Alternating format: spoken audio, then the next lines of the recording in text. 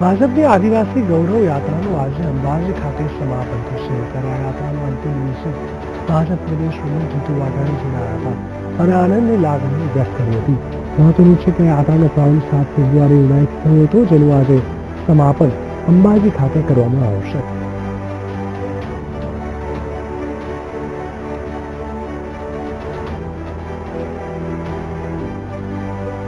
જે પ્રકારે આ યાત્રાનું સ્વાગત સન્માન થયું છે, અમારી નક્કી કરેલી યોજના કરતા પણ સ્વાગત પોઈન્ટ ઉપર સભાઓ થઈ છે, લગભગ 72 જેટલી સભાઓ, અને ગામે ગામ સ્વાગત પોતાની સંસ્કૃતિ પ્રમાણે, પોતાના પહેરવેશ પ્રમાણે, મેં કહ્યું આ પ્રકારના બધા મને કાંડા જેને બોરી કહે છે એ પ્રમાણે કંઈક ડોલીથી, કંઈક મગથી, કંઈક મકાઈથી, કંઈક સિક્કાથી મને તોલવામાં આવ્યો છે।